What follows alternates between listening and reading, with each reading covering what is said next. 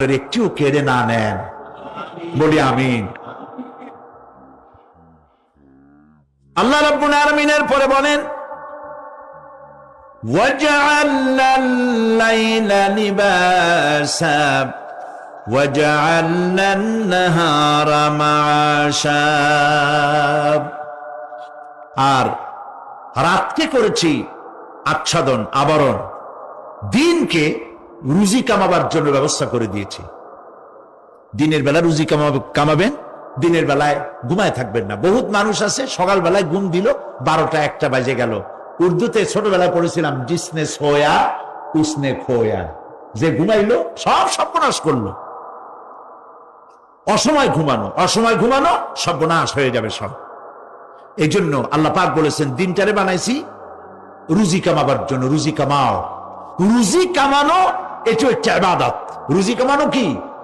হালাল রুজি কামাবেন, ইবাদত।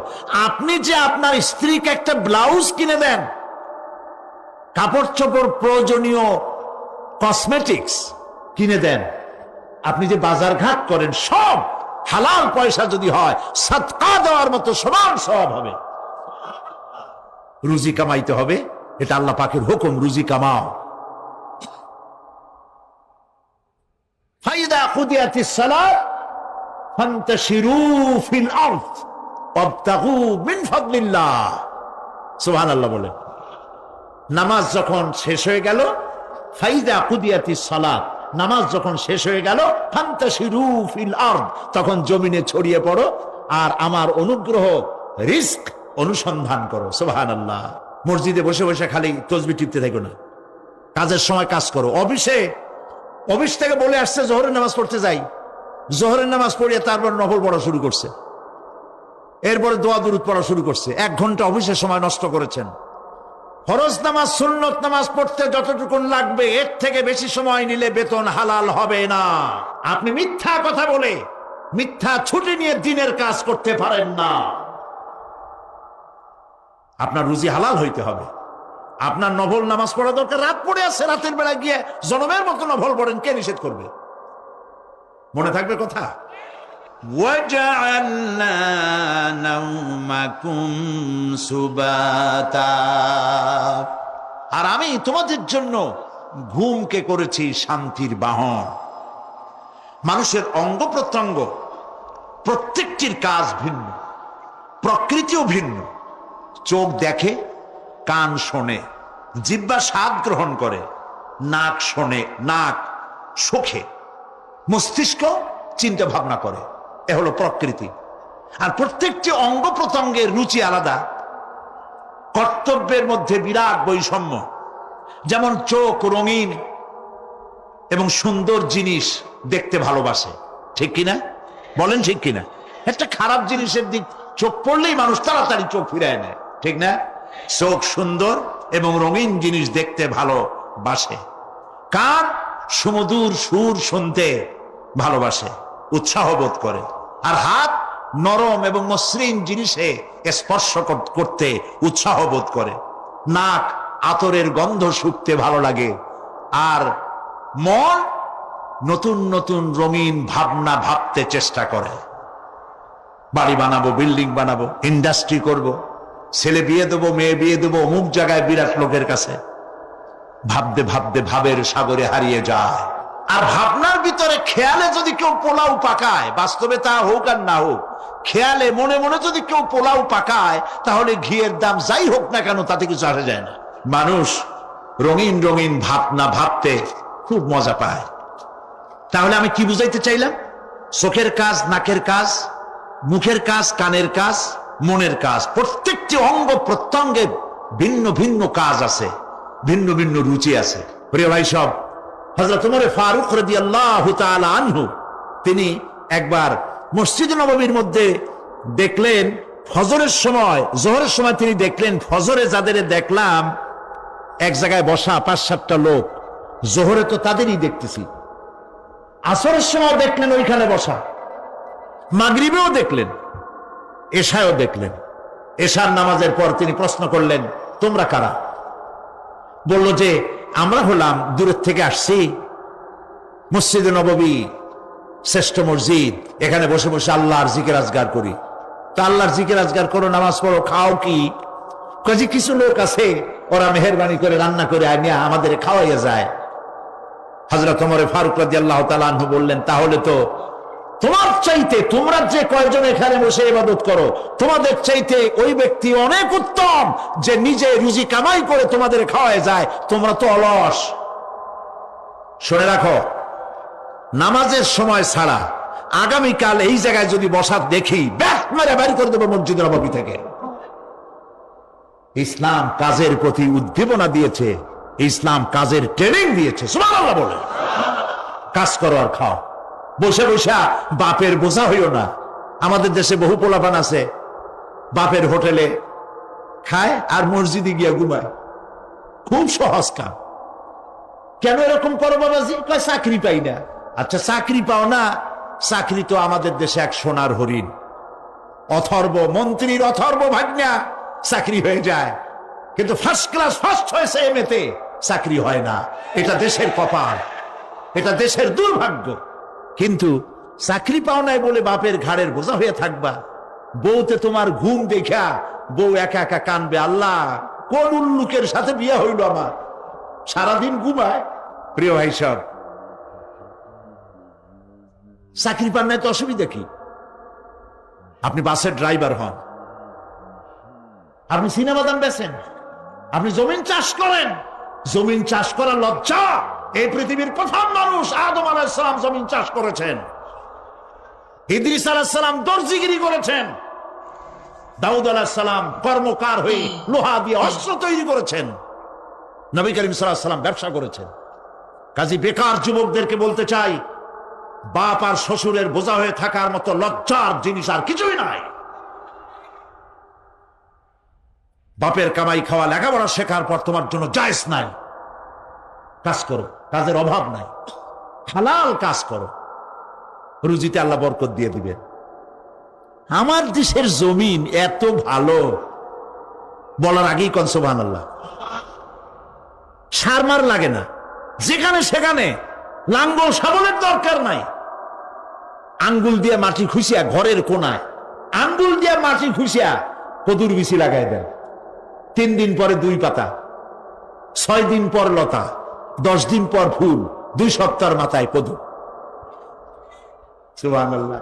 এই আল্লাহর দেওয়া এত সুন্দর কদু খাইয়া কয়, সাদের লাউ বানাইলো বই রেখে, তো একটু আলহামদুলিল্লাহ কইল না। জমিন উর্বর। ওয়াজাআলা বাইনাকুম মাওয়াদ্দা, আর তোমাদের মধ্যে আল্লাহ পাক ভালোবাসা সৃষ্টি করেছেন। এই কথা বলার এর ব্যাখ্যা কি? ভালোবাসা সৃষ্টি করেছেন এর ব্যাখ্যা এরকম হতে পারে, কয়েক রকম। আমি যেটা জেনেছি সেটি হচ্ছে এরকম, ভালোবাসা সৃষ্টি হওয়ার কথা ছিল না। এক পর্যায়ে ভালোবাসা থাকবে কোন একটি বিশেষ সময়, বাকি সব সময় ঝগড়া হবে। এটাই হওয়া স্বাভাবিক ছিল। ধরুন মেয়ের বাড়ি চট্টগ্রাম, ছেলের বাড়ি বরিশাল। মেয়ে শুটকি খেতে খুব পছন্দ করে, ছেলের গন্ধ সহ্য করতে পারে না।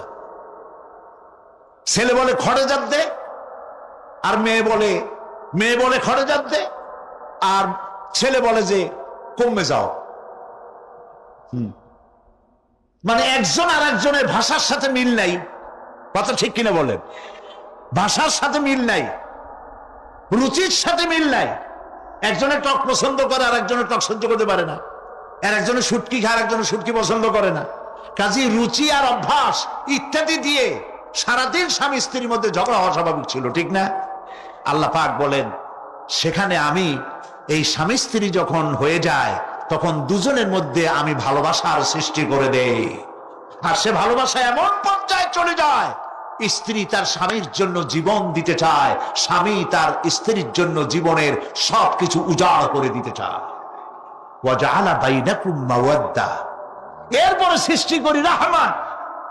ওই ভালোবাসা ছিল যৌবন কেন্দ্রিক, বিশেষ এক উদ্দেশ্যকে সামনে রেখে।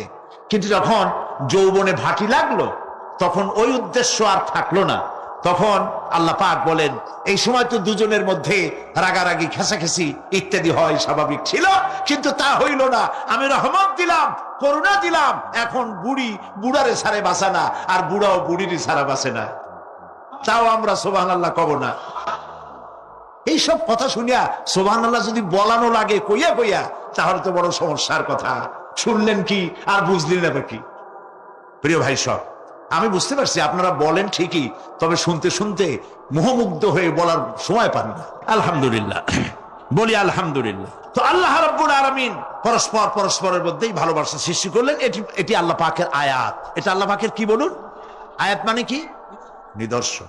আমার ভাইরা, আমার নিজের জীবনে এক দৃষ্টান্ত আমি প্রায় বলি লোকদেরকে।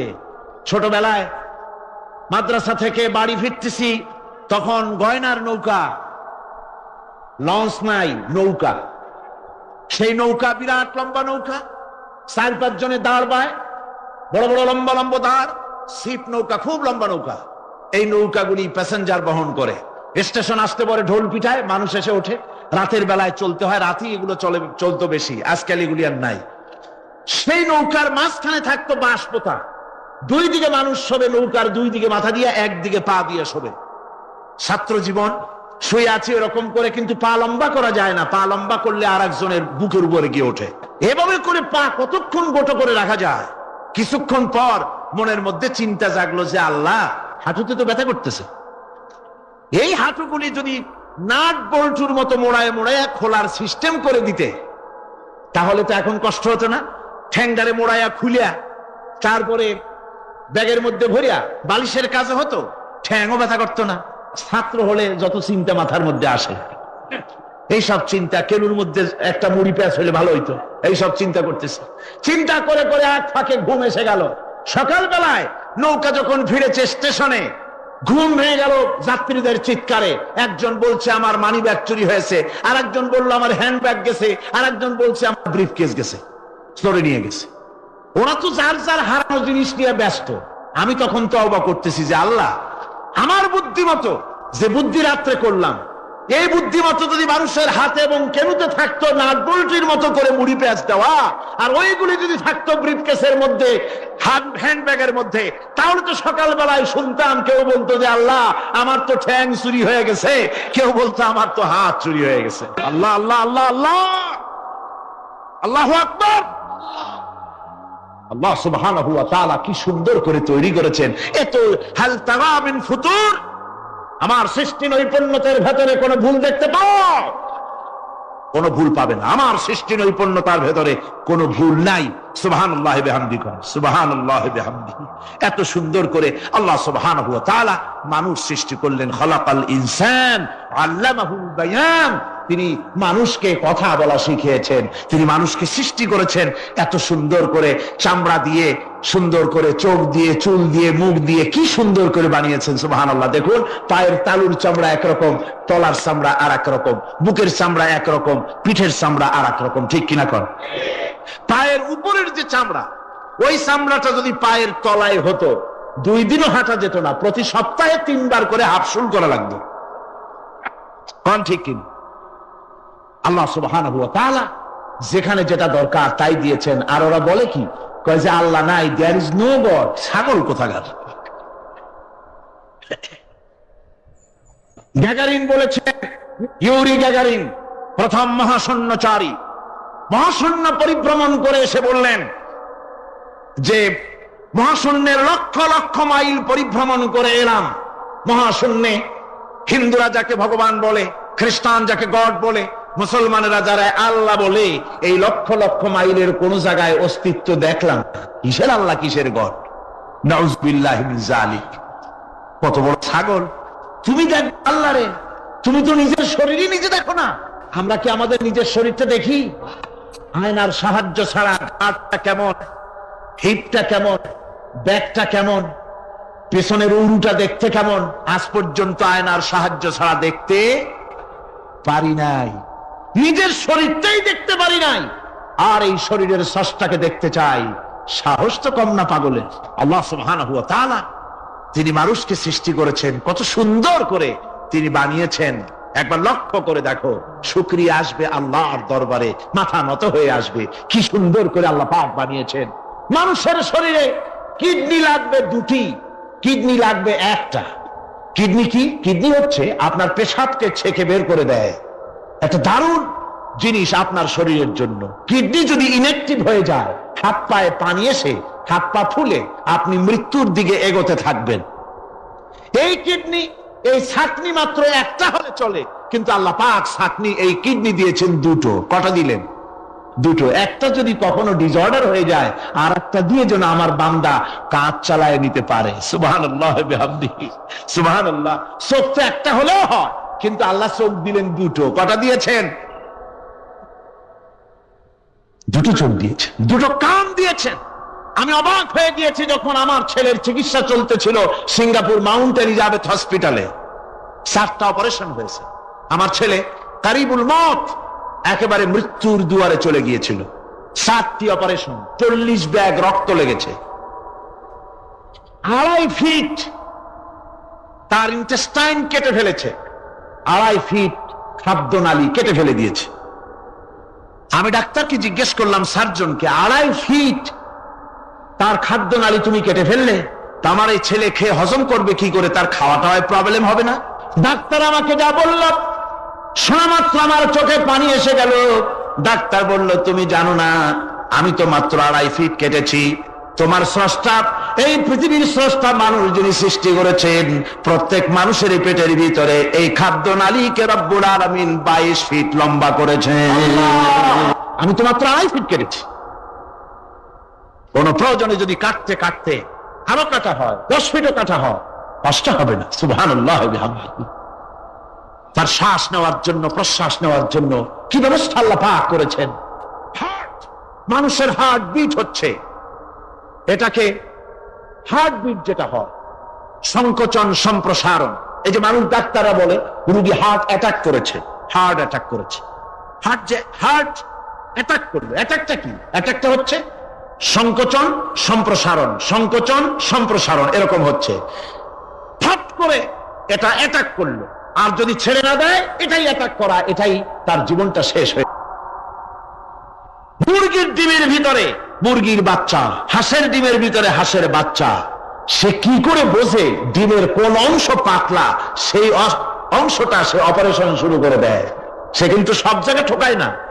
ওই ডিমের পর্দার ভিতরে একটা অংশ আছে পাতলা, সামান্য পাতলা, সেই পাতলা অংশ সে ঠুক করে একটুখানি অপারেশন করে, পর্দাটা ফেটে যায়, সেখান থেকে সে বেরিয়ে আসে। কে শিখালো যে এই জায়গায় ঠুক করে আওয়াজ কর, বেরোতে পারবি? কে শিখালো? আল্লাহ পাক শিক্ষা দিয়েছেন। এটা বায়ানের অন্তর্গত। মানুষকে দিয়েছেন বায়ান, ওকে দিয়েছেন শিক্ষা। হাঁসের বাচ্চা পানির ভিতরে ছেড়ে দিলে ওকে সাঁতার কাটতে হবে, কে শিখালো? আল্লাহ পাক। বাতাসে পাখিরা উড়ে বেড়ায় ডানা মেলে। আওয়ালাম ইয়ারাও ইলা তায়রি সাফাতিন ওয়া ইয়াকবিদনা মা ইউমসিকুহুন্না ইল্লার রাহমান। দেখে নাকি তারা পাখিটি কেমন? মেলি দুটি লঘু ডানা, উড়িয়া বেড়ায় শূন্যের পরে নাহি তার কোনো মানা। আবার সে ডানা গুটাইয়া চলে, কিন্তু পরে না তবু। বলকে বা তারে শূন্যে রাখিছে ভিন্ন সে এক প্রভু। প্লেনের মতো, এরোপ্লেনের মতো, দেখছেন না পাখিগুলি এরকম এরকম করে ওড়ে। আবার কখনো উঠতে গিয়ে আর ডানা দোড়ায় না, দুটো ডানা শরীরের সাথে মিশাইয়া একেবারে রকেটের মতো উড়ে চলে যায়, কিন্তু পড়ে যায় না। কে তাকে শূন্যের উপরে রেখেছে? জোরে কন, কে রেখেছে? এই ট্রেনিং আল্লাহ পাক তাকে দিয়েছেন। আল্লাহ পাক তাকে এই শিক্ষা দিয়েছেন। এই শিক্ষা, পানিতে সাঁতার কাটবে মাছ, বায়ুতে ভেসে বেড়াবে পাখি, তারপরে মানুষের চোখের পলক পড়বে, পাকস্থলী হজম করবে, এসব শিক্ষা আল্লাহই দিয়েছেন। প্রত্যেকটা জিনিসকে সৃষ্টি করেছেন, আর তার কাজটাও কিভাবে হবে তা আল্লাহ পাক শিখিয়ে দিয়েছেন। এই জন্য শুধুমাত্র এই শিক্ষাটুকুনি নয়, মূল শিক্ষা হচ্ছে আল্লামাহুল বায়ান। এর আসল অর্থ হলো মানুষের জ্ঞানের পূর্ণতার জন্য আল্লাহ পাক বায়ান দিয়েছেন। সে বায়ান হচ্ছে কোরআনে কারীম। সে বায়ান কি? কোরআন। এই কোরআন হচ্ছে মানুষের জ্ঞানের পূর্ণতা। কোরআন দিয়েই মানুষের জ্ঞান পরিপূর্ণ হয়। ওমা উতীতুম মিনাল ইলমি ইল্লা কালিলা। তোমাদেরকে খুব সামান্যতম জ্ঞান দেওয়া হয়েছে। আসল জ্ঞানের মালিক কে? আল্লাহ সুবহানাহু ওয়া তাআলা। আল্লাহ রাব্বুল আলামিন বলেন আশ-শামসু ওয়াল কমারু বিহুসবান ওয়ান নাজমু ওয়াশ-শাজারু ইয়াসজুদান। সূর্য এবং চন্দ্র একটা বিরাট একটা হিসাবের অনুসরণে বাধ্য। সূর্য আর চন্দ্র একটা হিসাবের অনুসরণে বাধ্য, এর ব্যতিক্রম হওয়ার কোনো উপায় নাই। সূর্য এবং চন্দ্র তার আপন আপন কক্ষপথে ঘুরবে, ইচ্ছে মাফিক সূর্য চন্দ্র ঘুরতে পারবে না। 12টার সময় সূর্য এসে বলতে পারবে না বেটারা আমি এখন উদিত হব, পারবে? পারবে না। দিনের দুপুরের সময় রাত এসে মাথা চাড়া দিয়ে জাগাতে পারবে না, দিন সরে যা আমি এখন সবটাকে রাত বানায় দেব, পারবে না। চন্দ্র এবং সূর্য একটা নির্ধারিত একটা হিসাবের অনুসরণে তারা রয়েছে, আর এই হিসাবের নিয়ম, কঠোর হিসাবের নিয়মতান্ত্রিকতার ভেতরে থাকার কারণেই মানুষের জন্য চন্দ্র, মাস, বছর ইত্যাদি গণনা মানুষের জন্য আল্লাহ সহজ করে দিয়েছেন। আল্লাহ পাকের নবীর কাছে জিজ্ঞাসা করা হচ্ছে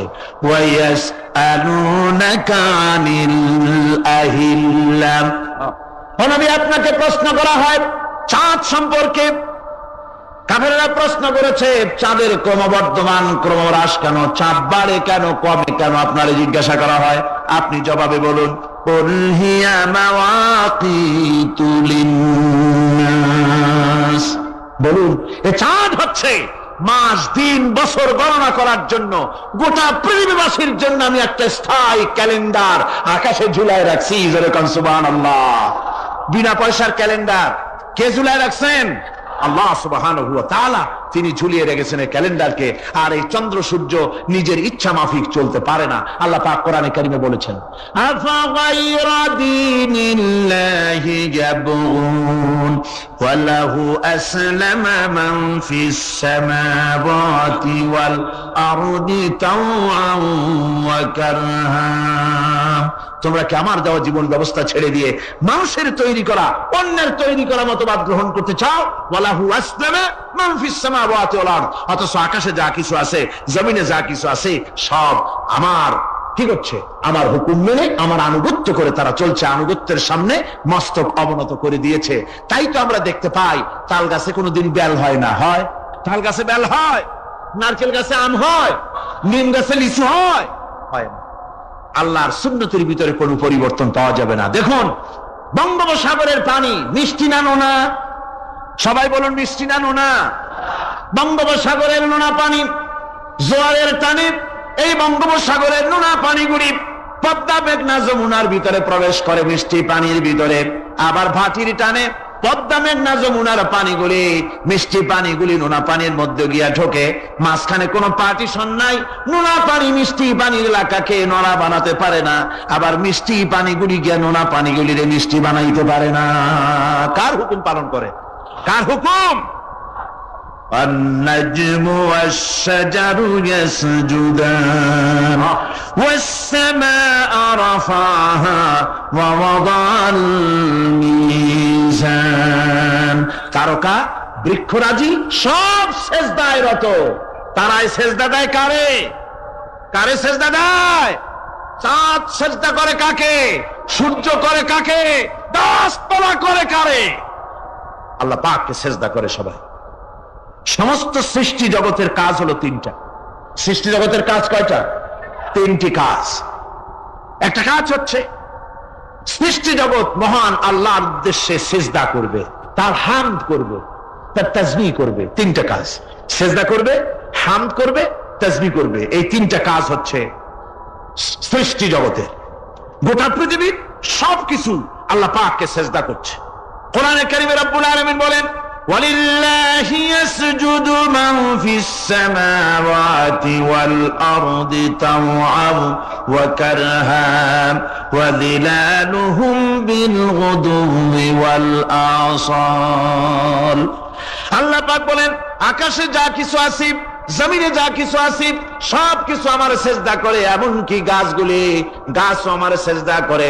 গাছগুলি সকাল বেলায় গাছের ছায়া সকাল বেলায়, আর বিকাল বেলায় নিজের ছায়া লম্বা করে দিয়ে আমার সামনে সেজদায় পতিত হয়ে যায়। গাছগুলি আমাকে সেজদা করে।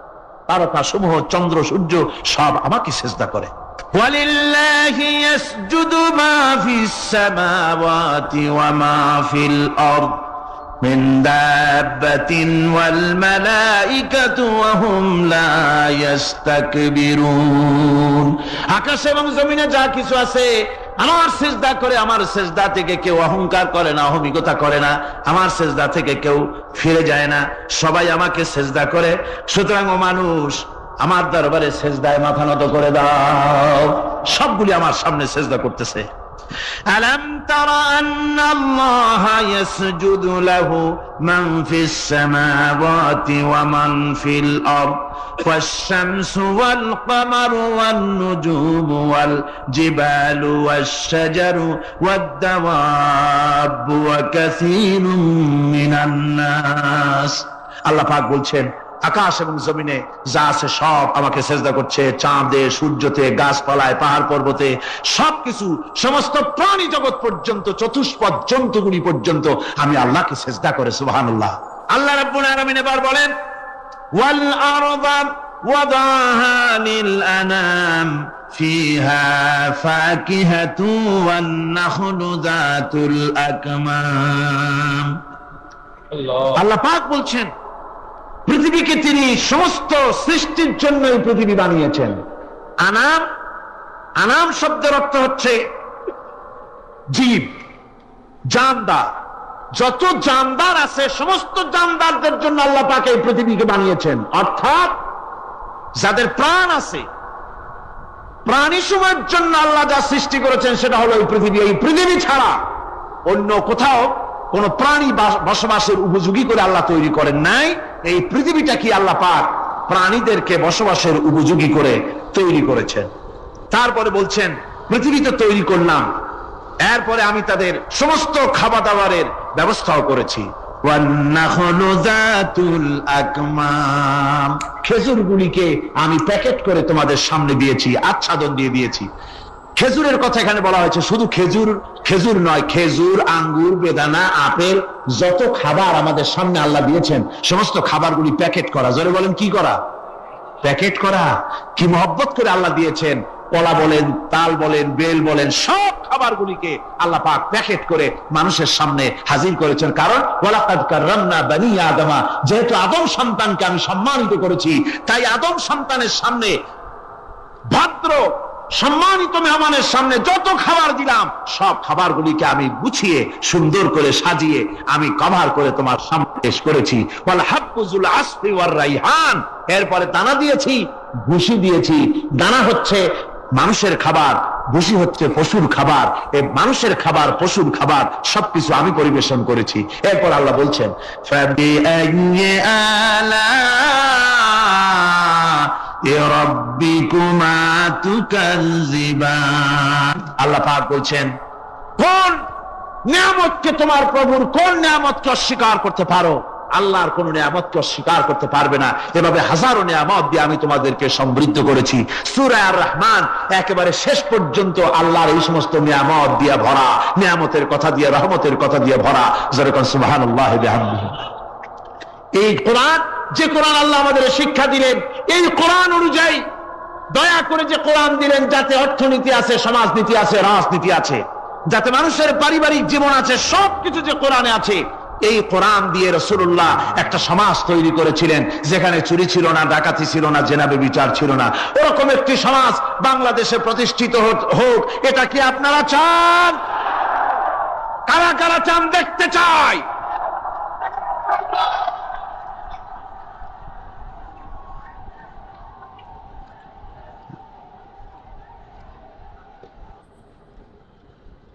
আলহামদুলিল্লাহ। সবাই কোন আলহামদুলিল্লাহ। আদব রক্ষা করুন, আদব রক্ষা করুন। তাড়াতাড়ি বসুন, তাড়াতাড়ি। আলহামদুলিল্লাহ। আমি বুঝছি, ওই এক বুড়ি আছাড় খেয়ে পড়ে গেছিল, বললো যে পড়লাম যখন তুমি একটু পান খাইয়ে নি, মানে স্লোগানের সুযোগ যখন পাইলাম একটু দাঁড়ায় কোমরটা সোজা করে নি। মন্দ না, ভালোই করেছে। আল্লাহ পাক বলছে, খালাকাল ইনসানা আল্লামাহুল বায়ান। আমি মানুষকে সৃষ্টি করেছি, দেখো তোমার নিজের দিকে তাকাও। ফালয়ানজুরিল ইনসানু মিম্মা খুলিক। কিভাবে মানুষ তোমাকে সৃষ্টি করা হলো একবার তাকায় দেখো, তোমার শরীরের দিকে একটু তাকায় দেখো তো কেমনে আমি বানাইলাম, কিভাবে তৈরি করলাম লক্ষ্য করো। এই যে মাথা, এই মাথাটার ভিতরে আছে মগজ, ব্রেইন। কীট পতঙ্গ, তরুলতা, গাছপালা, গোষ্ঠী শুদ্ধা ধরবে, আরো খানিকটা জায়গা বাকি থাকবে, এরকম একটা বাক্সকে বানাই দিতে পারবে? এমন একটা বাক্স পৃথিবীর কোন মিস্ত্রি বানাতে পারবে না। কিন্তু আল্লাহ রাব্বুল আলামিন আপনার আমার কপালের নিচে 1 থেকে 3 ইঞ্চির ভিতরে এমন 2টা ফিল্ম বক্স তৈরি করে দিয়েছেন, যা দিয়ে তাকাবেন আপনি কোটি কোটি মানুষ দেখবেন, পাহাড় দেখবেন, সমুদ্র দেখবেন, সূর্য দেখবেন, চন্দ্র দেখবেন। এত কিছু দেখার পরেও চোখের ভিতরে আরো খানিকটা জায়গা ফাঁকা থেকে যায়। কি বিরাট নিয়ামত এই চোখ আল্লাহ পাক আমাদেরকে দান করেছেন।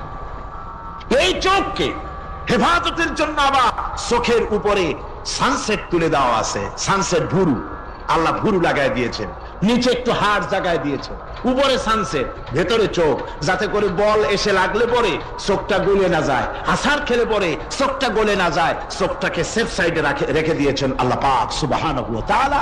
আল্লাহ পাকের কাছে শুকরিয়া তো আদায় করলাম না, আদায় করি। আসুন পড়ি আমরা সবাই, আলহামদুলিল্লাহি রাব্বিল আলামিন।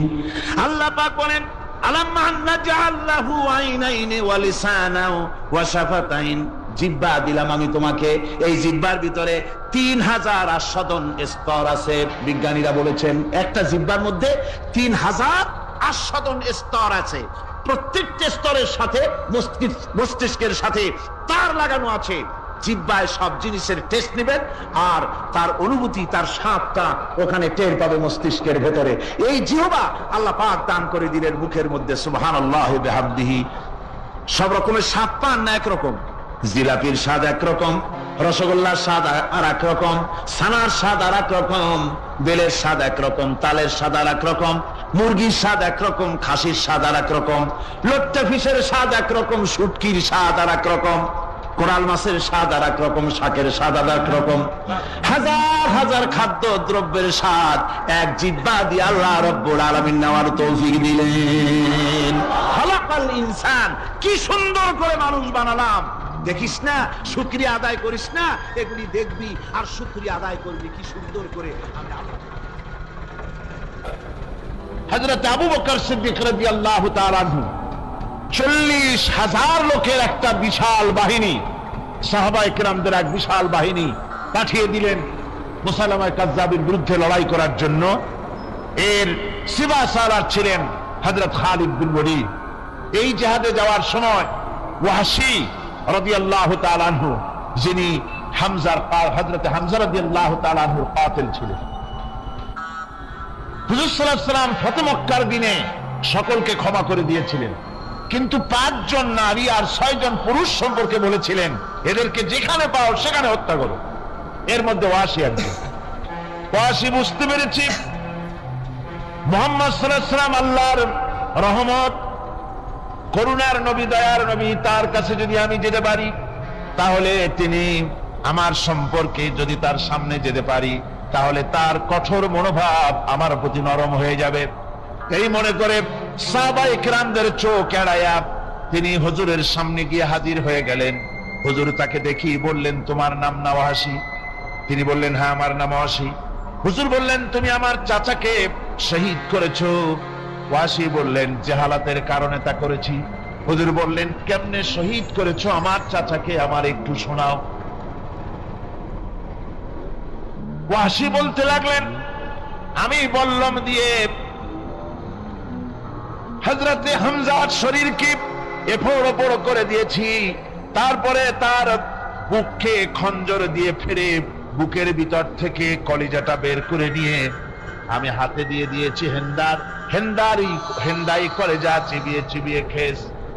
রাসূল পাক সাল্লাল্লাহু আলাইহি ওয়াসাল্লাম, হাদিস শরীফে এসেছে, ওয়াহশীর বর্ণনা যখন তিনি শুনতেছিলেন রাসূলের চোখ থেকে তখন পানি পড়ে দাড়ি মোবারক ভিজে ভিজে পড়তেছিল।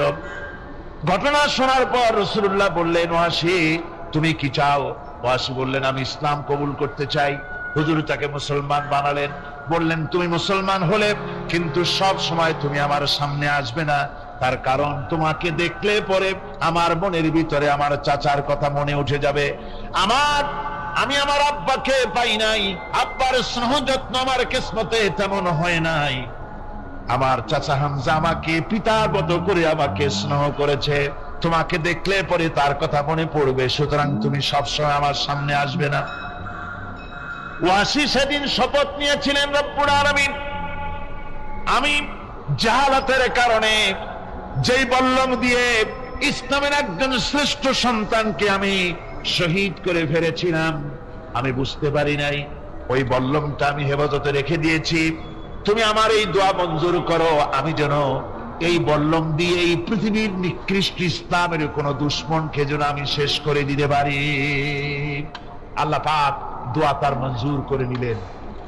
মুসাইলামা কাযযাবের বিরুদ্ধে হযরত আবু বকর সিদ্দিক রাদিয়াল্লাহু তাআলা আনহু যে বাহিনী পাঠালেন, হযরত ওয়াসি সেই বাহিনীর মধ্যে ছিলেন। আর তিনি সেই বল্লমটা দিয়ে, যে বল্লম দিয়ে তিনি হযরত হামজাকে শহীদ করেছিলেন, সেই বল্লমটা দিয়েই ইসলামের নিকৃষ্ট শত্রু মুসাইলামা কাযযাবকে দুনিয়া থেকে তিনি বিদায় করে দিলেন। আমার ভাইরা, রাসূল পাক সাল্লাল্লাহু আলাইহি সাল্লামের ইন্তেকালের পর এ পর্যন্ত নবুয়তের যারা দাবি করেছে, এক হিসাবে জানা গেছে 28 জন দাবি করা হয়ে গেছে। রাসূল বলেছেন, আমার পরে 30 জন মিথ্যেবাদী নবুয়তের দাবি করবে। কতজন করবে? হয়ে গেছে, বাকি আছে কত? আর ভাইয়েরা, রাসূল পাক সাল্লাল্লাহু আলাইহি সাল্লাম বলেছেন যে আমার পরে 30 জন লোক মিথ্যেবাদী, তারা নবুয়তের দাবি করবে। কতজন? 30 জন মিথ্যেবাদী, তারা নবুয়তের দাবি করবে। হুজুর বলেছেন আমার পরে নবী আসবেন। কোরআনে কারীমের মধ্যে, কোরআনে কারীমের দলিলের পর, কোরআন এবং সুন্নাহর দলিলের পর সর্বশ্রেষ্ঠ গ্রহণযোগ্য দলিল হচ্ছে সাহাবায়ে কেরামদের ইজমা। এটা হলো 3 নম্বরের সবচেয়ে বড় দলিল। 1 নম্বরে মুসলমানদের দলিল হচ্ছে কোরআন। 1 নম্বরে দলিল কি? কোরআন। 2 নম্বরে কি? হাদিস। 3 নম্বরে সাহাবায়ে কেরামদের ইজমা। এটা হচ্ছে 3 নম্বরের দলিল। সমস্ত সাহাবায়ে কেরাম রিদওয়ানুল্লাহি তাআলা আলাইহিম আজমাইন তারা একমত যে রাসূল পাক সাল্লাল্লাহু আলাইহি ওয়াসাল্লামের পরে যদি কেউ নবুয়তের দাবি করে তাহলে সে কাফের, আর তাকে হত্যা করা ওয়াজিব, তার বিরুদ্ধে লড়াই করা ওয়াজিব, জিহাদ করা ওয়াজিব। সে দাবি করলো, সে মনে করলো যে নবুয়ত হচ্ছে একটা ব্যবসা। মুহাম্মদ সাল্লাল্লাহু আলাইহি ওয়াসাল্লামের কিছু ছিল না, নবুয়তের দাবি করলো, গনিমতের মাল আসলো, টাকা পয়সা আসলো, তারপর রাজত্ব হয়ে গেল। এরকম তো কম কথা না। আমিও যদি নবুয়তের দাবি করি তাহলে এরকমের একটা ব্যবসা আমিও করতে পারবো। এই চিন্তা ভাবনা করে নবুয়তের দাবি করে বসলো।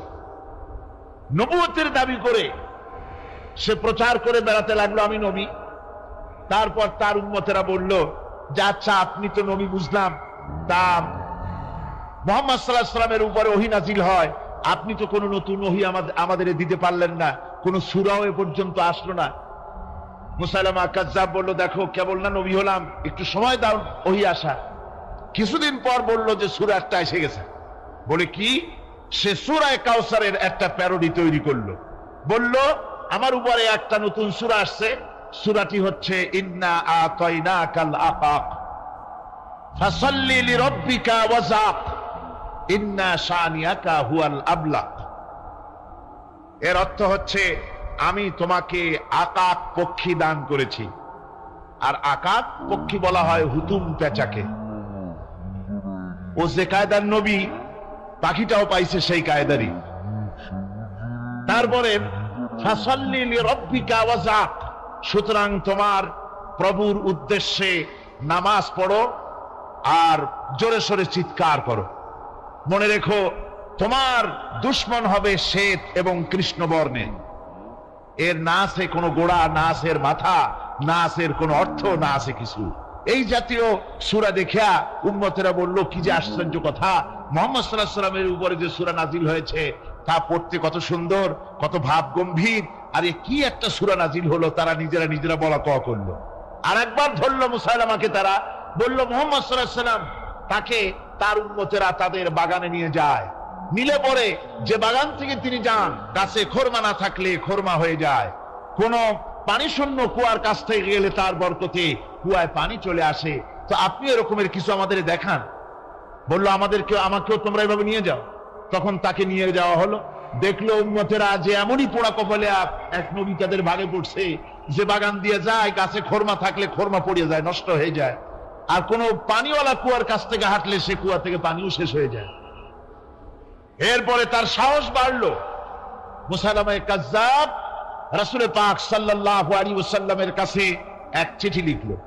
সে চিঠির ভাষা ছিল মিন মুসাইলামা রাসূলিল্লাহ ইলা মুহাম্মাদুর রাসূলুল্লাহ সালামুন আলাইকুম আম্মা বাদ ফাইন্নী আশরাকতু ফিল আমর ওয়া ইন্না লানা নিসফাল আরদ ওয়া লিকুরাইশিন নিসফাল আরদ ওয়ালাকিন্না কুরাইশান কওমান ইয়াতাদুন। সে চিঠি লিখলো যে মুসাইলামা আল্লাহ রসুলের পক্ষ থেকে নাউজুবিল্লাহ মুহাম্মদ সাল্লাল্লাহু আলাইহি ওয়াসাল্লামের কাছে এই চিঠি পাঠানো হচ্ছে।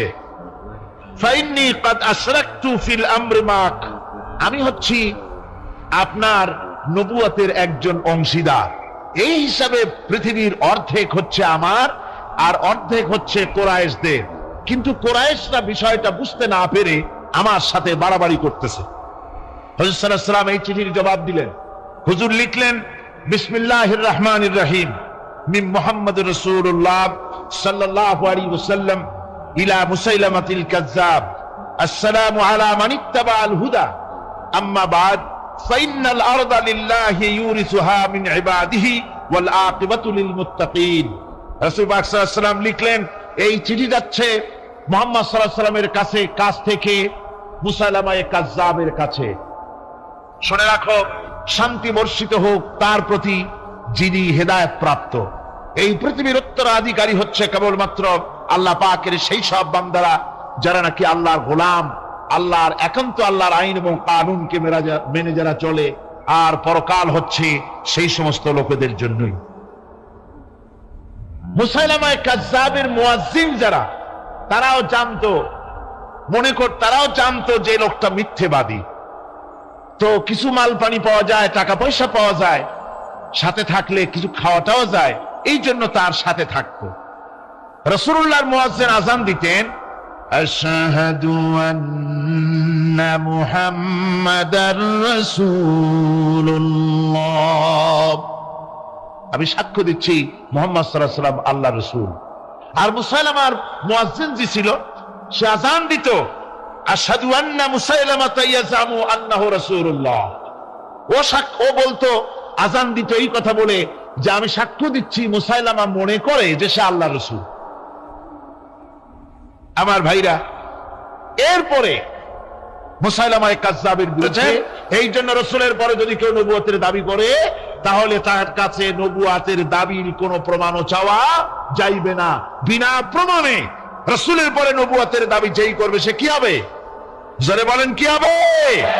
কাফের হয়ে যাবে। দুনিয়ার সমস্ত উলামা, সমস্ত মুহাদ্দিস, সমস্ত মুফাসসির, দুনিয়ার সমস্ত মুফতি সব একমত, কোন দ্বিমত নাই, গোলাম মোহাম্মদ কাদিয়ানী কাফের। তার অনুসারীরাও তার জামানায় মাওলানা আতাউল্লাহ শাহ বুখারী রাহমাতুল্লাহ আলাইহি তার সঙ্গে একটা বহস হলো। যেহেতু গোলাম মোহাম্মদ বলেছিল যে আমার এই 40 দিনের মধ্যে কেউ প্রতিবাদ করুক যেগুলি আমার ওহী নয়। হযরতে মাওলানা আতাউল্লাহ শাহ বুখারী রাহমাতুল্লাহ আলাইহি সেই যুগের একজন শ্রেষ্ঠ আলিম, তিনি বললেন আমি তোমার কাছে কোনো প্রমাণ চাই না তুমি নবী কিনা, আমি জানি তুমি মিথ্যেবাদী, তবে তোমাকে বলতে হবে তুমি এই শক্তি কোথায় পেলে। গোলাম মোহাম্মদ বলল কোরআন শরীফই আছে আমার এই শক্তির উৎস। কোথায়? বলল যে এই যে আয়াতটা আমি আপনাদের সামনে তেলাওয়াত করেছি, ঈসা আলাইহিস সালামের ওই কথাই গোলাম মোহাম্মদ বলল যে হযরত ঈসা আমার সম্পর্কে বলেছেন ইয়াতি মিন বাদ ইসমুহু আহমদ, আমার পরে একজন নবী আসবেন, রাসূল আসবেন, তার নাম হবে আহমদ, আমি সেই আহমদ। মাওলানা আতাউল্লাহ বুখারী বলছেন তোমার নাম তো আহমদ না, তোমার নাম হচ্ছে গোলাম আহমদ। তার অর্থ হলো হযরত ঈসা আলাইহিস সালাম যে আহমদের কথা বলেছেন, তুমি সেই আহমদের গোলাম। গোলাম আহমদ বললেন, দেখুন আমার নামের প্রথম শব্দ গোলাম, এটা হচ্ছে আমার লকব। আমি আমার নামের লকবটা ছেড়ে দিলাম, বাদ দিয়ে দিলাম, আর ব্যবহার করব না। তাহলে তো আমি আহমদ থাকি, আপনি তো আর আপত্তি করতে পারেন না। মাওলানা বুখারী বললেন, নামের প্রথম শব্দ বাদ দেওয়া যদি জায়েজ হয়, তাহলে তোমার ফতোয়া দিয়ে আমার নামের প্রথম শব্দ বাদ দিয়ে দিলাম। আমার নাম আতা আল্লাহ, নামের প্রথম শব্দ আতা বাদ দিয়ে দিলাম। তো আতা যদি বাদ দেই তাহলে আল্লাহ হই, আর আল্লাহ হয়ে বলছি তোমার মতো গাধাকে নবুয়াত আমি দেই নাই। এরপর এই পৃথিবীর নিকৃষ্ট পাপী এই কাফেরের মৌত হলো কোথায়? জোরে বলেন, এই কাফেরের মৌত হলো কোথায়? পায়খানার ভেতরে মৌত হইলে, নাউযুবিল্লাহি মিন যালিক।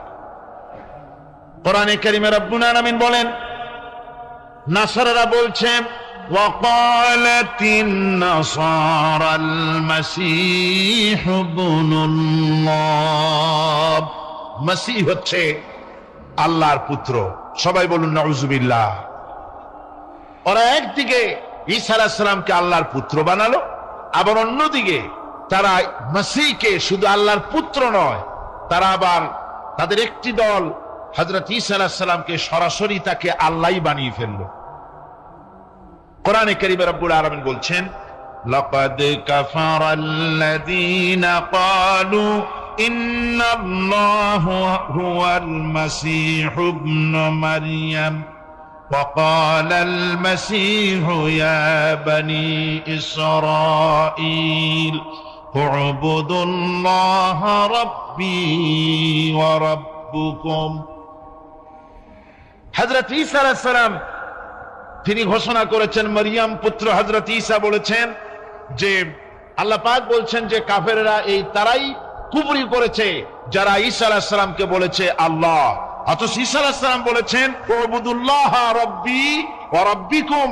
হযরত ঈসা বলেছেন যে সেই আল্লাহর গোলামি করো, সেই আল্লাহর দাসত্ব করো যিনি তোমাদেরও রব এবং আমাদেরও রব, যিনি আমারও আল্লাহ এবং তোমাদেরও আল্লাহ, সেই আল্লাহ পাকের গোলামি জীবনের সকল ক্ষেত্রে করো। এ কথা বলে দিয়েছেন হযরত ঈসা আলাইহিস সালাম।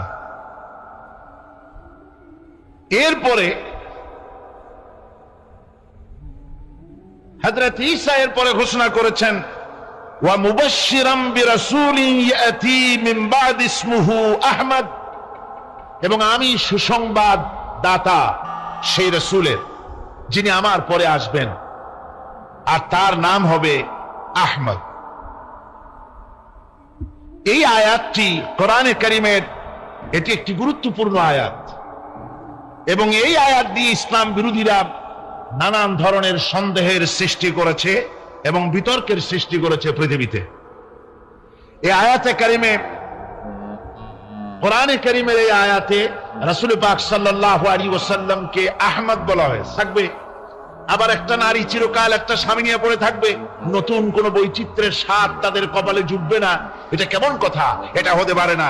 সে বলে যে নারী পুরুষের অবাধ মেলামেশা থাকাই উচিত, এটাই প্রগতি। এই হলো আহমক শরীর। সে বোকা এই কারণে দুনিয়ার সব চিনেছে অথচ মালিককে চেনে নাই। কিন্তু আমাদের দেশের গরুতেও মালিক চেনে। গরুতে মালিক চেনে কিনা কন? আপনারা যায় দেখেন, রাত্রিবেলায় ডাকাডাকি করলে আপনার গরু যদি বিলে থাকে তাহলে গরু ছুটে আপনার কাছে আসবে, আসবে কিনা কন? গরু তো কিছু তো তার ভদ্রতা সম্মান আছে। আমাদের গৃহপালিত পশু কুত্তা, কুকুর, কুকুরেও মালিক চেনে, চেনে কিনা কন? যদি বিশ্বাস না হয়, আপনার বাড়িতে যদি কুকুর থাকে, আপনার বাড়িতে রাত 12টার সময় যদি অন্য কোনো লোক ঢোকে, তাহলে কি কন? কুকুরে খুব আদর করবে না? কুকুর তারে তাড়াইয়া কর্ণফুলী পার করে দিয়ে আসবে। আর যদি আপনি যান গভীর রাত্রে, গলায় কাশি দেবেন, কথাও বলবেন না, কাশিটা শুনে কুত্তা এসে আপনার পায়ে তার লেজুর দিয়ে নেজ দিয়ে নাড়ানাড়ি করবে, মুখটা পায়ের উপরে লাগাবে। ঠিক কিনা কন? গরুতে মালিক চিনল, কুত্তায় মালিক চিনল।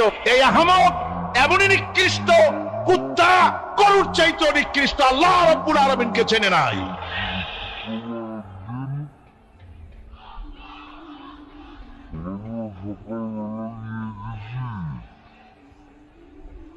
আমার ভাইয়েরা, তাকে ফাঁসি দেওয়ার দাবি তো দূরের কথা, ফাঁসির দাবি মানা তো হলোই না, এমনকি গভর্নমেন্ট তাকে গ্রেফতারও করলো না। জিহাদের ময়দানে সাহাবায়ে কেরামদেরকে প্রস্তুত করছেন জিহাদের জন্য। সাহাবীরা তৈরি হয়েছেন, লড়াই হবে মুতার প্রান্তরে। 3000 সাহাবীকে রাসূল রিক্রুট করলেন। 1 লক্ষ রোমান সৈন্য, তদানীন্তন পৃথিবীর সুপার পাওয়ার, সজ্জিত অস্ত্র সজ্জিত বাহিনী চলে এসেছে তারা মুতার প্রান্তরে। রাসূল 3000 তৈরি করলো, ওদিকে 1 লাখ আর এদিকে কয় হাজার। হুজুর নিজে এই জিহাদে যাননি, রাসূলে পাক বললেন এই জিহাদের ময়দানে সেনাপতির দায়িত্ব পালন করবে আমার পালক পুত্র যায়েদ। কোথায় তুমি? যায়েদ দাঁড়িয়ে গেলেন। 2 নম্বরে এই জিহাদের সেনাপতির দায়িত্ব পালন করবে আমার চাচাতো ভাই জাফর বিন আবি তালেব। কোথায়? দাঁড়িয়ে গেলেন তিনি। 3 নম্বরে দায়িত্ব পালন করবে আমার সাহাবী আব্দুল্লাহ বিন রাওয়াহা। কোথায় তুমি? তিনিও দাঁড়িয়ে গেলেন। রাসূল তাদেরকে বললেন যে তোমরা চলে যাও, তোমাদের ঘরে গিয়ে বিবি বাল বাচ্চা মা বাপের কাছ থেকে সালাম করে আসো। আমার বন্ধুগণ, জিহাদের ময়দানে সেনাপতি কয়জন লাগে? হুজুর বললেন কয়জনের কথা? 3 জনের কথা। তার মানে হলো কারো বুঝতে কোনো কষ্ট হইল না, এই জিহাদের ময়দানে 3 জনের নাম যে নবীজি ঘোষণা করেছেন, এর ভিতর থেকে একজনও ফিরে আসবে না। বোঝা হয়ে গিয়েছে। হযরতে যায়েদ বলেন, ইয়া রাসূলুল্লাহ, আমার আব্বা জান, আমি আপনার পালক পুত্র, আপনি অর্ডার করেছেন, আমার মা হযরত আয়েশা ঘরে বসে শুনেছেন, আমার তো আর যাওয়ার দরকার নাই, কারো কাছে বলারও দরকার নাই। হযরতে জাফর বিন আবি তালেব চলে গেলেন নিজের বাড়িতে। যে ডাক দিয়ে বলে, বিবিরে, আল্লাহ রাসূল আমাকে জিহাদের ময়দানে সেনাপতির দায়িত্ব দিয়েছেন, আমি তোমাকে বলতে এসেছি, সালাম করতে এলাম। তোমার সঙ্গে একসঙ্গে দীর্ঘদিন আমি ছিলাম, কোন হক তোমার আদায় করতে হয়তো পারি নাই, হয়তো জুলুম করেছি, অথবা আমার দ্বারা তোমার অধিকার নষ্ট হয়েছে। কিছু যদি কোনো ভুল ত্রুটি হয়ে থাকে, আল্লাহর হস্তে আমারে মাফ করে দিও। বিবি বলে, প্রাণের স্বামী, রাসূলুল্লাহ আপনাকে জিহাদের ময়দানের জন্য নির্বাচিত করেছেন, আমি আপনাকে ফিরে থাকতে বলতে পারবো না, সুতরাং আমি আল্লাহর দরবারে দোয়া করি। স্ত্রী হাত তুলে বলেন, রব্বুল আলামিন, আমার প্রাণের স্বামী জাফরকে জিহাদের ময়দান থেকে গাজী বানায়া আমার ঘরের ভিতরে তুমি তাকে দয়া করে ফিরাইয়া দিও। হযরতে জাফর তরবারির উল্টা পিঠ দিয়া স্ত্রীর হাতের উপরে মৃদু আঘাত করলেন আর বললেন, বিবিরে, উল্টা দোয়া করো না, উল্টা দোয়া তোমার আল্লাহর দরবারে কবুল হবে না। যেহেতু নবীজি আমার নাম 2 নম্বরে ঘোষণা করেছেন, আমার আগেও একজন আছে, পরেও আর একজন আছে। ও বিবি, নির্ঘাত ওই মুতার প্রান্তরে আমি শহীদ হয়ে যাব, জনমের মতো দেখা করতে আসলাম, এই জীবনে তোমার সাথে আমার আর দেখা হবে না। আমার বন্ধুগণ, হযরতে জাফরের স্ত্রী কাঁদতেছেন, বিবি বাচ্চাগুলা কান্দে। হযরতে জাফর বলেন, বিবি রে, এই বাচ্চাগুলি রেখে গেলাম, যেই রাস্তায় আমি জীবন দিতে যাচ্ছি, এই রাস্তায় আমার ছেলেগুলোকে তুমি তৈরি করবে। সালাম করে তিনি চললেন। বিবি কাটা কবুতরের মতো জমিনে ছটফট করতেছে, কাঁদতেছি, আর পিছনে পিছনে ছোট্ট ছোট্ট ছেলে মেয়েগুলি আব্বা আব্বা বলে চিৎকার মেরে দৌড়াতেছি। হযরতে জাফর একবারও পিছনের দিকে তাকায় দেখলেন না কারা কান্দে। হযরতে আব্দুল্লাহ বিন রাওয়াহা তিনি চলে গেলেন বাড়িতে। হযরতে আব্দুল্লাহ বিন রাওয়াহা বাড়িতে গিয়ে, সেই রাত্র ছিল তার বাসর সজ্জা, ফুল সজ্জার রাত ছিল, নতুন বিবাহ করেছেন। বাড়িতে গিয়া শোনেন বিবি কোরআনে কারীম তেলাওয়াত করতেছেন। হযরতে আব্দুল্লাহ বলেন, রুমের বাইরে দাঁড়িয়ে, বিবি রে, আমি তোমার স্বামী আব্দুল্লাহ এসেছি, আমার সালাম নাও, কোরআন পড়া একটু বন্ধ করো। রাসূলুল্লাহ আমাকে জিহাদের সেনাপতি বানিয়েছেন, আমি জিহাদে যেতেছি, নতুন বিবাহ হলো, কোনো হক তোমার আদায় করতে পারি নাই, তুমি আমাকে মাফ করে দিও, আল্লাহর হস্তে আমার উপর কোনো দাবি রেখো না।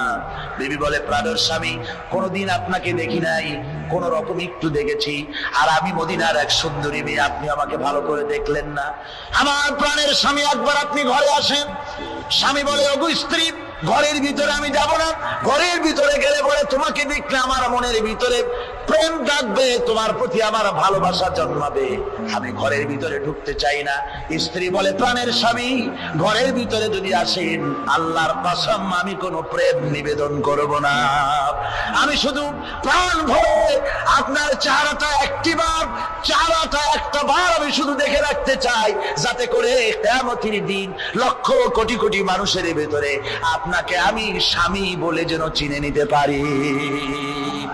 হযরত আব্দুল্লাহ বলেন, ওগো স্ত্রী, যদি এই ইরাদা তোমার হয়, আর যদি তুমি ধৈর্য ধারণ করে থাকতে পারো, তাহলে কিয়ামতের দিন আল্লাহ রাব্বুল আলামিন আমি যার জন্য জান দিতে যেতেছি, ওই মাবুদ মেহেরবান জান্নাতের ভেতরে তোমাকে আমাকে স্বামী স্ত্রী হিসাবে পরিচয় করাইয়া দিবেন।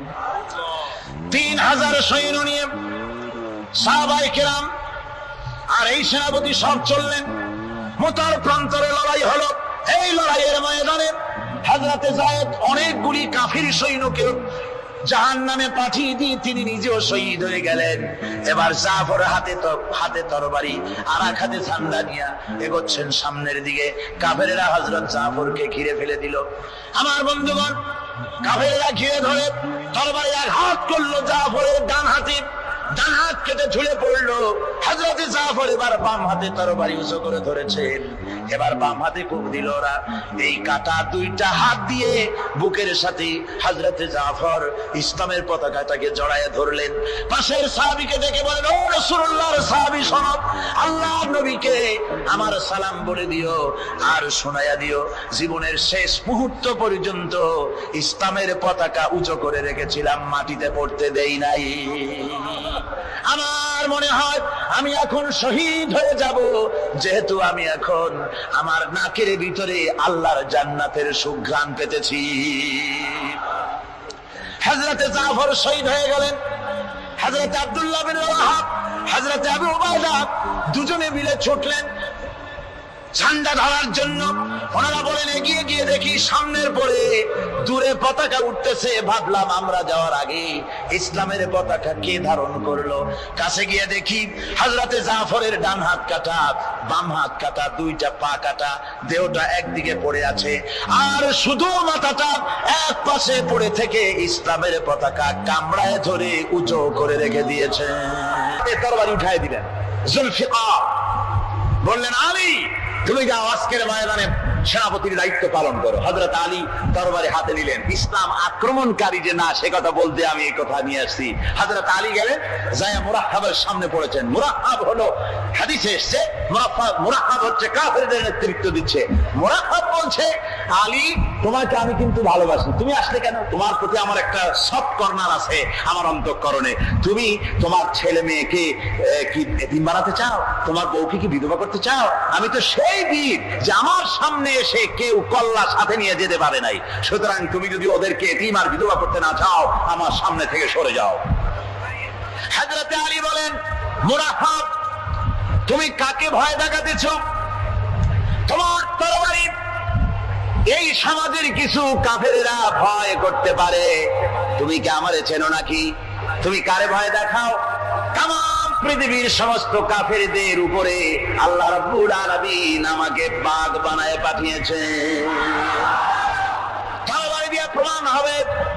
মুরাহহাব বলে, তুমি আক্রমণ তো করবো না আমি, আগে তুমি করো, আমি প্রতিহত করব। আক্রান্ত হলে পরে তারপরে জবাব দেব। এরপরে মুরাহহাব আঘাত হানতে লাগলো। হযরতে আলী সমস্ত রণকৌশল দিয়ে আঘাতগুলি তিনি ফিরিয়ে দিতে লাগলেন। এরপরে হযরতে আলী বলছেন, মুরাহহাব এবার তৈরি হও আমার আঘাত সহ্য করার জন্য। হযরতে আলী জুলফিকার তুলে আঘাত করলেন।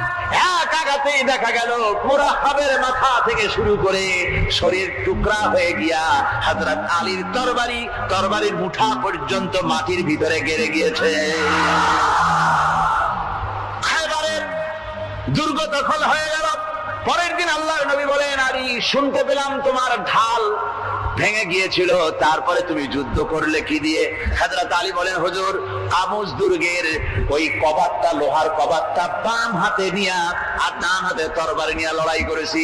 হুজুর বলেন কি করে মানুষ কেমনে এত বড় দুর্গের লোহার কপাট হাতে নিয়ে যুদ্ধ করে, একটু দেখাও তো দেখি।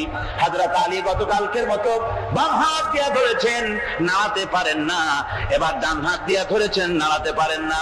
ডান আর বাম দুই হাত দিয়া সমস্ত শক্তি দিয়ে এমন জোরে টান মেরেছেন, প্রতিটি লোমকূপের গোড়া থেকে ঘাম বেরিয়ে এসেছে, এক চুলও নড়াতে পারেন নাই। হযরত আলীর মুখখানা মলিন হয়ে গেছে লজ্জায়। হযরত আলী রাদিয়াল্লাহু তাআলা আনহু লজ্জা পেয়ে গেছেন। রাসূল পাক সাল্লাল্লাহু আলাইহি ওয়াসাল্লাম বলেন, আলী লজ্জা পাওয়ার কোনো কারণ নাই, চিন্তা করার কোনো কারণ নাই। তোমার নিজস্ব শক্তি দিয়ে তুমি লড়াই করতে পারো নাই। এত বড় লোহার দরজা নিয়ে, কবাট নিয়ে মানুষ এভাবে লড়াই করতে পারে না। আল্লাহ তার দ্বীনকে বিজয়ী করার জন্য তোমার ভিতরে আল্লাহ রাব্বুল আলামিন ক্ষমতা দিয়েছিলেন। জোরে বলেন সুবহানাল্লাহ। আল্লাহ রাব্বুল আলামিন এই জিহাদের ময়দানে যখন মানুষ আসে, আল্লাহ তাদের উপরে মদদ দান করেন। আমার বন্ধুগণ, আল্লাহর দ্বীনকে জমিনের উপরে প্রতিষ্ঠিত করার জন্য যদি আমরা আজও যদি ঐক্যবদ্ধ হই দ্বীন কায়েমের জন্য, তাহলে আল্লাহ রাব্বুল আলামিন আমাদেরকে মদদ করবেন। আল্লাহ পাক কোরআনে কারীমের মধ্যে বলেছেন, ওয়া কানা হাক্কান আলাইনা নাসরুল মুমিনিন। মুমিনদেরকে সাহায্য করা আমি আল্লাহর জন্য ওয়াজিব হয়ে যায়। জোরে বলেন সুবহানাল্লাহ। মুমিনদের জন্য সাহায্য করা আল্লাহর জন্য কি হয়ে যায়? ওয়াজিব হয়ে যায়। ভাইরা একটু বৃষ্টি সহ্য করেন না, খুব বেশি বৃষ্টি। আচ্ছা, ওই এটা রহমত। এটা কি রহমত? আমার ভাইরা, জিহাদের ভিতরে সাহাবায়ে কিরাম আল্লাহর জান্নাতে যাওয়ার জন্য তারা জিহাদ করেছেন। তারা দেশ দখলের জন্য জিহাদ করেন নাই, দ্বীন প্রতিষ্ঠার জন্য লড়াই করা ফরজ। দ্বীন প্রতিষ্ঠার জন্য লড়াই করা কি? যখন কি? আর এই ফরজ দায়িত্ব পালন করতে গিয়ে যদি কেউ মারা যায়, তাহলে কোথায় যাবে? কোথায় যাবে? ওই শাহাদাতের মত হচ্ছে একটা সেতু, বা একটা ব্রিজ, একটা সাঁকো। এপারে দুনিয়া, ওপারে আল্লাহর জান্নাতুল ফেরদাউস। জোরে বলেন সুবহানাল্লাহ। এই জন্য হযরত ওমর ফারুক রাদিয়াল্লাহু তাআলা আনহু সব সময় দোয়া করতেন, আল্লাহুম্মা রযুকনি শাহাদাতান ফি সাবিলিক ওয়াজআল মাউতি ফি বালাদ রাসূলিক।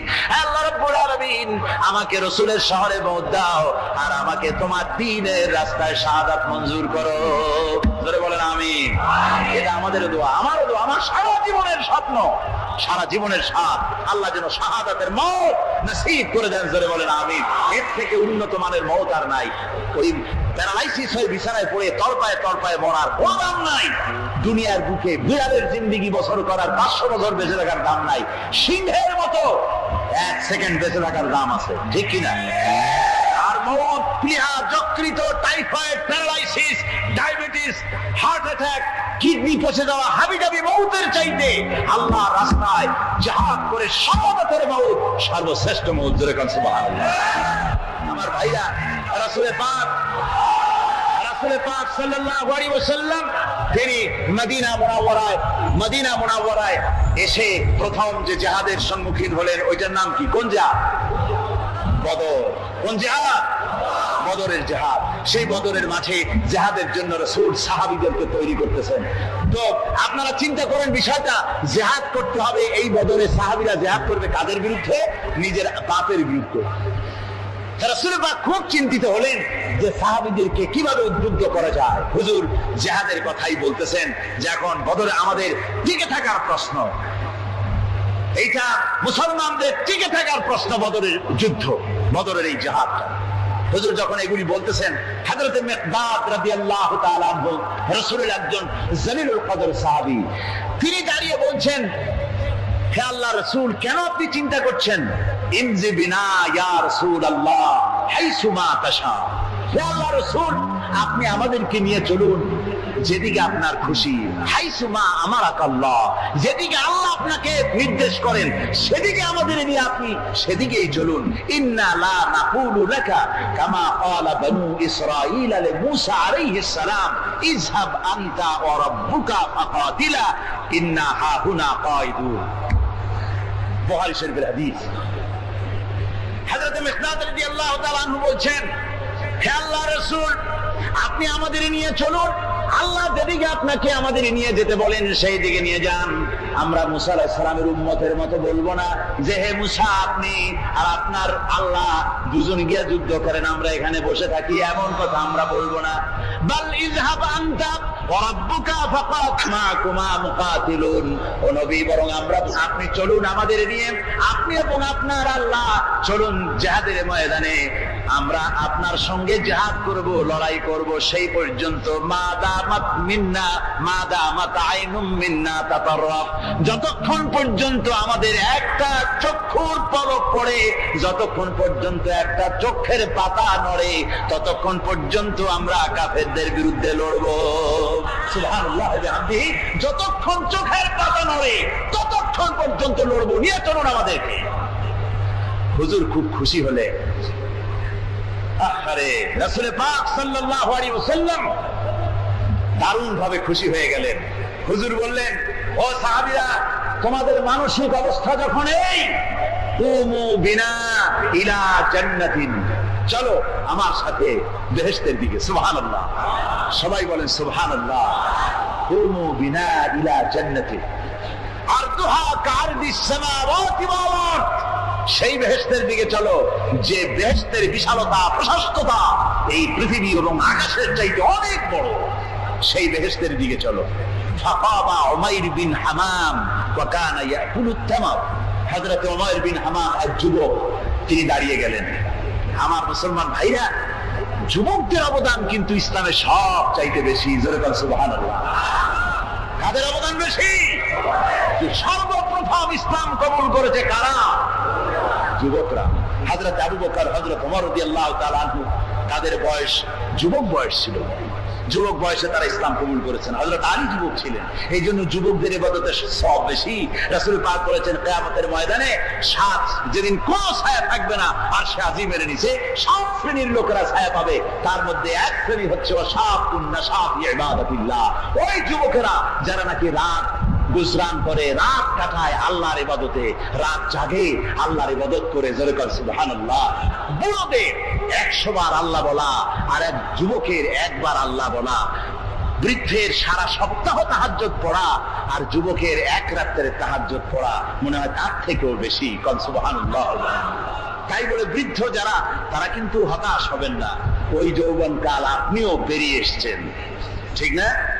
সুতরাং যুবকদের অবদান বেশি। হযরত উমাইর বিন হামাম রাদিয়াল্লাহু তাআলা আনহু, তিনি দাঁড়িয়ে গেলেন, তার হাতে ছিল ওয়া কানা ইয়াকুলুত তামার, তিনি খরমা খাচ্ছিলেন, হাতে ছিল কয়েকটা খরমা, তিনি খরমাগুলি হাতে নিয়ে দাঁড়িয়ে বলছেন ওয়া ক্বালা বাখবাখ, তিনি বলছেন বাখবাখ শব্দ, এটা হচ্ছে লুগাল মুহাল্লিয়া, অর্থাৎ আঞ্চলিক শব্দ, এর অর্থ হচ্ছে মা আযামাহু ওয়া মা আহসানাহু। কি আশ্চর্য, কি সুন্দর, কি বিরাট, কি সুন্দর কথা আপনি বললেন হে রাসূল।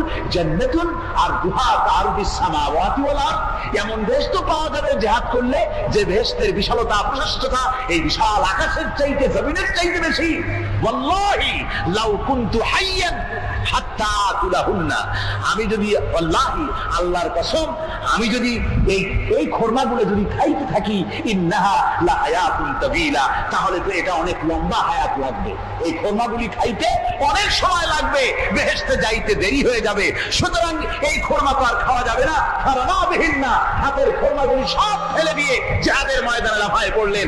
অনেকগুলি কাফেরকে জাহান্নামের খাতে উতরায় দিয়া হযরত ওমর নিজেও শাহাদাত বরণ করলেন। জিহাদের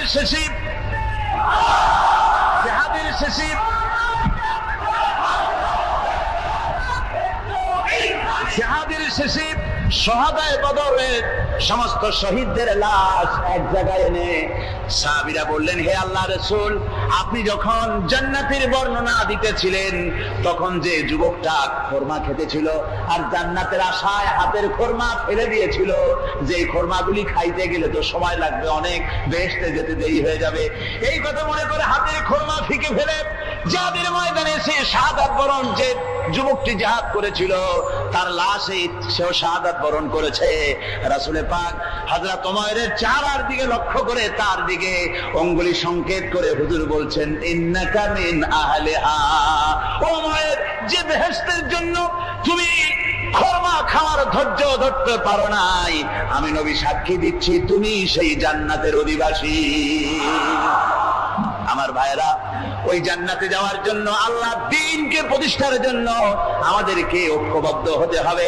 আল্লাহ দ্বীনের জন্য, আল্লাহ নবীর যে আদর্শ, সে আদর্শ প্রতিষ্ঠার জন্য এগিয়ে আসতে হবে। যদি আমরা তা করতে পারি, আমরা সংখ্যায় কত, আমাদের অস্ত্র আছে কি নাই, আমাদের জনবল কত, আমাদের সৈন্যবল কত, এগুলি প্রশ্ন না। প্রশ্ন হচ্ছে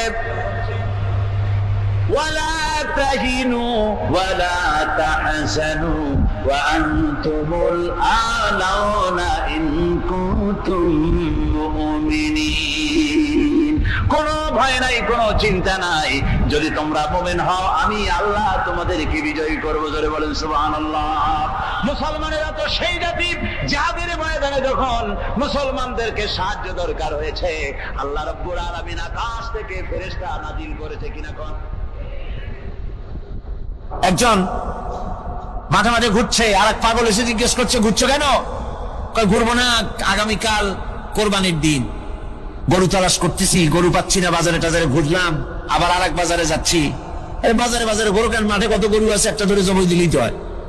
লোকটি বলছে, দেখো পরের গরু জবাই দিলে তাতে গোনা হবে। কয় না, তুমি অঙ্ক বোঝো না। গরু যাই হোক, কোরবানির দিনে গরু জবাও যদি করো তাহলে সব তো একটা হবে। কোরবানি উপলক্ষে জবাও করছে, একটা সব পাবা না?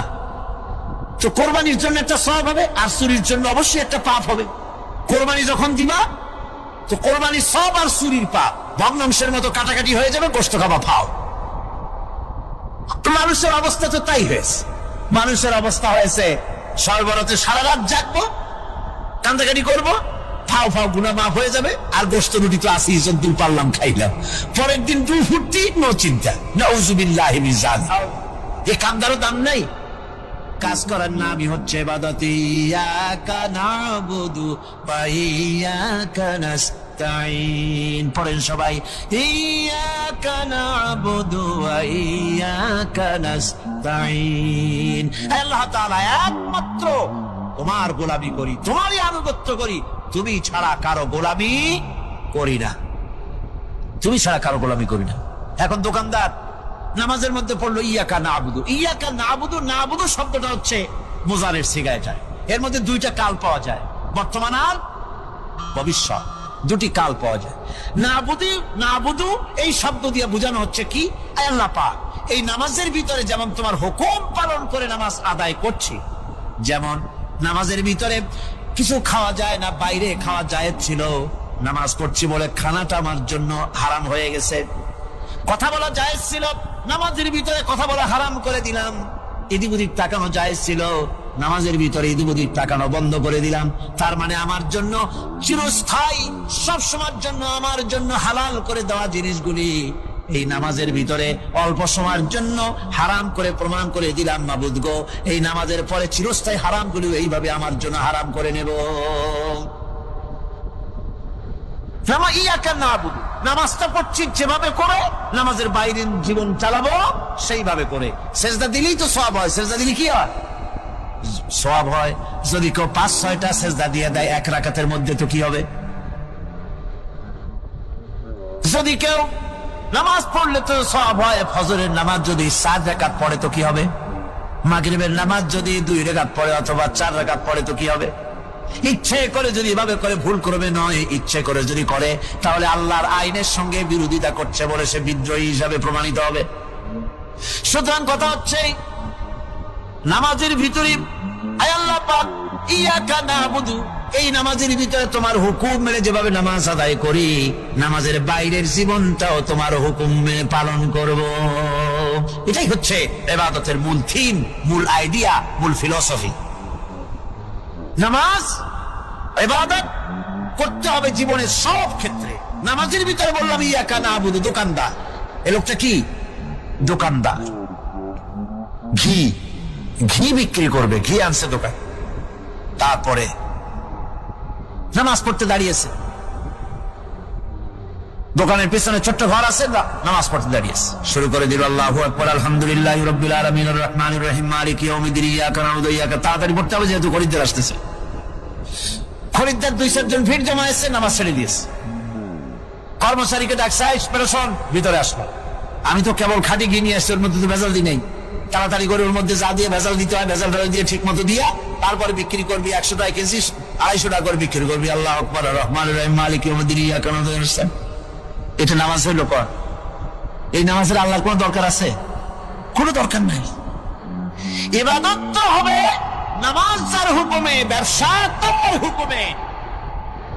নামাজে সেজদা দিব যার হুকুমে, রোজা রাখবো তার হুকুমে, নামাজ পড়বো যার হুকুমে, অর্থনীতি চালাবো তার হুকুমে, নামাজ পড়বো যার হুকুমে, আমার দেশের কলকারখানা চলবে, নামাজ পড়বে যার হুকুমে, পার্লামেন্ট চলবে তার হুকুমে, নামাজ পড়বো যার হুকুমে, রাজনীতি চলবে তার হুকুমে। এর উল্টা পাল্টা যদি হয় মুসলমান মানতে পারে কখনই।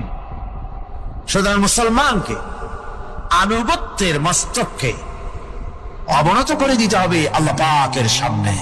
আল্লাহর সঙ্গে আর বান্দার সঙ্গে হক আছে। বান্দার উপরে আল্লাহর হক এবং আল্লাহর উপরে বান্দার হক কি? এ ব্যাপারে একটি হাদিস আপনাদেরকে শোনানো যায়। হাদিসটি হচ্ছে ওয়ান মুআজ বিন জাবাল রাদিয়াল্লাহু তাআলা قال كنت رديف النبي صلى الله عليه وسلم على حمار فقال لي يا معاذ أتدري ما حق الله على العباد وما حق العباد على الله। হযরত মুআজ বিন জাবাল রাদিয়াল্লাহু তাআলা বলেন যে আমি রাসূল করিম সাল্লাল্লাহু আলাইহি ওয়াসাল্লামের পেছনে তার গাধায় সওয়ার ছিলাম। তিনি আমাকে জিজ্ঞেস করলেন, মুআজ তুমি কি জানো বান্দার উপরে আল্লাহর হক কি এবং আল্লাহর উপরে বান্দার হক কি? তিনি বললেন, আল্লাহু ওয়া রাসূলুহু আ'লামু, আল্লাহ এবং তার রাসূল খুব ভালো করে জানেন। রাসূল করিম সাল্লাল্লাহু আলাইহি ওয়াসাল্লাম জবাব দিলেন, ক্বালা হাক্কুল্লাহি আলাল ইবাদ আন ইয়াবুদুহু ওয়া লা ইউশরিকু বিহি শাইআ ওয়া হাক্কুল ইবাদি আলাল্লাহ আল্লাহ ইউআযযিবু মান লা ইউশরিক বিহি শাইআ। আল্লাহর নবী বলেন,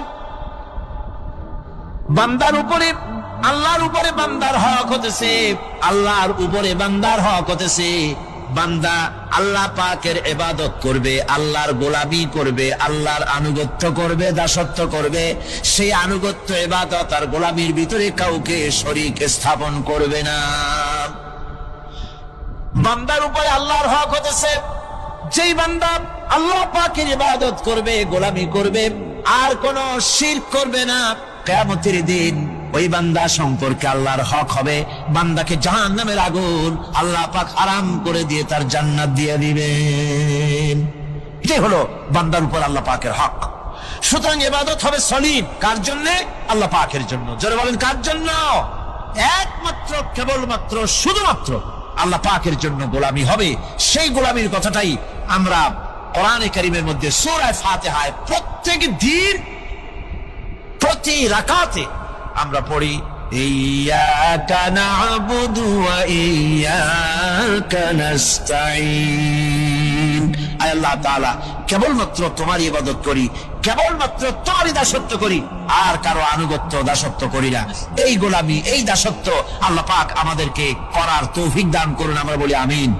আমাদের জীবনে ওঠায় বসায়, চলায় ফেরায়, বক্তৃতায়, ভাষণে, বিয়েতে, শাদীতে, আমাদের ইলেকশনে, আমাদের নির্বাচনে, আমাদের অর্থনীতিতে, রাজনীতিতে, আমাদের সমাজনীতিতে, পরিবারের নীতিতে, জীবনের সব ক্ষেত্রে আমরা গোলামি যেন করতে পারি কার? আল্লাহ পাকের। নামাজের ভিতরে যে কথাটা বলি, এই কথাটা যেন আমাদের বাস্তব জীবনে আমরা কার্যকরী করতে পারি। আল্লাহ পাক যেন তৌফিক দান করেন। মুনাজাতের জন্য দাঁড়ানো লোকেরা সব বসেন। মুনাজাত, মুনাজাত, মুনাজাত, দাঁড়ানো লোক সব বসে।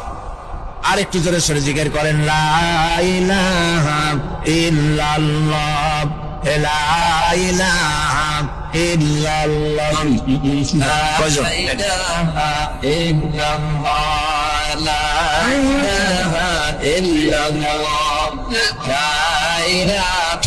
ইল্লাল্লাহ। আমি বললাম বসতে, আপনারা দাঁড়ায় গেলেন, কেমন কথা? লা ইলাহা ইল্লাল্লাহু মুহাম্মাদুর রাসূলুল্লাহ। আজকে একজন মুসলমান হওয়ার জন্য এসেছেন, বলেন আলহামদুলিল্লাহ। এক ব্যক্তি মুসলমান হবেন, তারে মুসলমান বানানো হচ্ছে। মুনাজাতের জন্য দাঁড়ানো ভাইরা বসেন। আমি বসতে বলেছি, বসতে অসুবিধা নেই, বসেন না। আর আমি আবার বলি, মুনাজাতের কথা শুনলে যারা হাঁটেন